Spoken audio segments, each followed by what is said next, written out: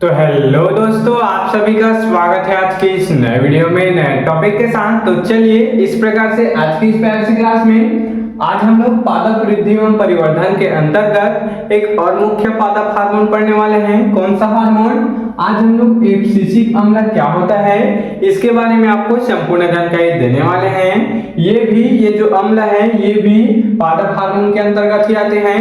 ये मुख्य एक पहला ही ऐसा पादप हार्मोन है जो कि अम्ल के रूप में अर्थात एसिड के रूप में होता है। तो आज की इस क्लास में हम लोग एब्सिसिक अम्ल क्या होता है, इसके मुख्य कार्य क्या क्या होते हैं, इसके बारे में आपको संपूर्ण जानकारी देने वाले हैं। तो चलिए बिना किसी समय गवाए इसको जल्दी से समझने का प्रयास करते हैं। तो एब्सिसिक अम्ल अर्थात इसकी खोज सबसे पहले देखेंगे खोजकर्ता। तो इसकी खोज सबसे पहले एडी क्या नाम है देख सकते हैं, एडी कोट नामक वैज्ञानिक ने की थी। क्या बोला गया? इसकी खोज सबसे पहले एडी कोट नामक वैज्ञानिक ने की थी। इसे ABA के नाम से भी जाना जाता है। क्या बोला गया है? इसे ABA के नाम से भी जाना जाता है। A और B का मतलब हो गया एब्सिसिक, A का मतलब हो गया एसिड। तो क्या हो गया? Abscisic acid. इतना बात क्लियर? तो इसको ABA के नाम से भी जाना जाता है।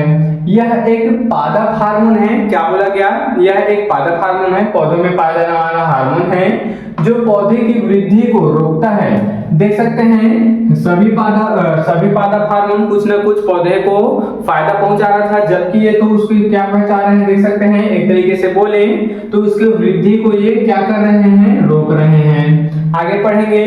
और उन्हें पर्यावरणीय तनाव जैसे कि सूखा से निपटने में मदद करते हैं। पर्यावरणीय तनाव से अर्थात सूखा से निपटने में मदद करते हैं। देख सकते हैं इस प्रकार से पर्यावरणीय तनाव अर्थात जब कभी कभी सूखा पड़ जाता है पूरे पादप में तो उससे ये हेल्प करते हैं पौधों को बचने में। इतना बात क्लियर है? तो ये सही पॉइंट है।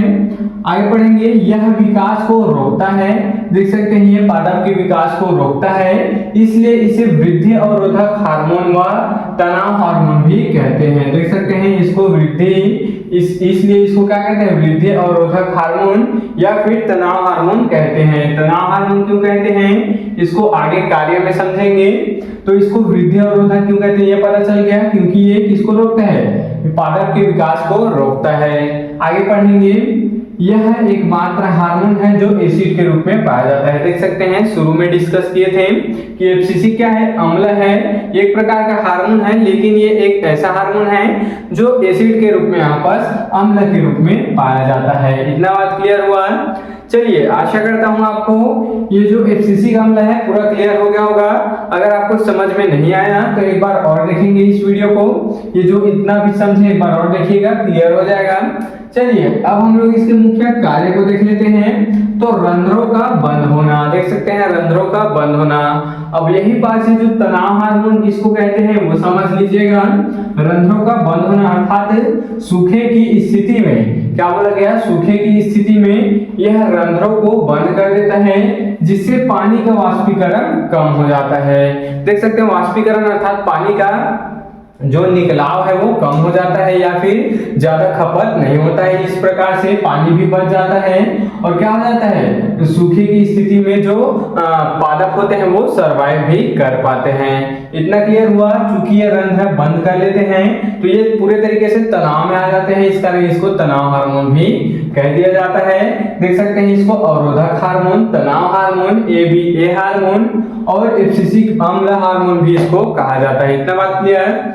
चलिए दूसरा कार्य देखेंगे। दूसरा पॉइंट है बीज और कली की सुप्तावस्था। अब सुप्तावस्था क्या होता है, बीज और कली तो आपको पता है। सुप्तावस्था क्या है? ऐसी अवस्था जिसमें जो पादप है उसकी वृद्धि विकास सब क्या हो जाता है, रुक जाता है, वो क्या है, सुप्तावस्था है। यह बीजों और कलियों को सुप्तावस्था में रखता है। ये जो एब्सिसिक अम्ल है बीजों और कलियों को सुप्तावस्था में रखता है। सुप्तावस्था क्या है, वृद्धि को रोक देता है। इतना बात क्लियर? जिससे वे निष्क्रिय, देख सकते हैं इससे वे क्या हो जाते हैं, निष्क्रिय हो जाते हैं। क्या हो जाते हैं, निष्क्रिय हो जाते हैं और अनुकूल परिस्थितियों के बिना अंकुरित नहीं हो पाते हैं। देख सकते हैं चूंकि ये सुप्तावस्था में चले जाते हैं एब्सिसिक अम्ल के कारण, इस कारण ये निष्क्रिय हो जाते हैं कि कोई भी काम लायक नहीं होते हैं या फिर कोई भी क्रिया नहीं कर पाते हैं और अनुकूल परिस्थितियों के बिना ये अंकुरित भी नहीं हो पाते हैं। इनको अंकुरित होने के लिए एक अनुकूल परिस्थिति ही चाहिए जिसमें ये अंकुरित हो सके। इतना बात क्लियर? थोड़ा सा ऊपर नीचे होगा तो वो अंकुरित नहीं होगा। इतना क्लियर? चलिए लास्ट कार्य देखेंगे, वृद्धि का अवरोध। वृद्धि का अवरोध क्या है? यह एक प्रमुख वृद्धि अवरोधक है जो पौधे की कोशिका विभाजन को रोककर पौधे की ये कोशिका हो गया, अब इसके विभाजन को क्या कर देता है? ये बाधा डाल देता है, रोक देता है और पौधे की वृद्धि में क्या करता है? बाधित कर देता है। इतना बात क्लियर हुआ आपको? आशा करता हूँ आज के इस प्यारे से टॉपिक में आपको ये जो एब्सिसिक अम्ल जो हम लोग क्लियर किए समझ में आ गया होगा। अब अगले वाले क्लास में हम लोग अगला जो हार्मोन है उसको देखेंगे, तो आप इसके स्क्रीनशॉट यहाँ पर ले सकते हैं।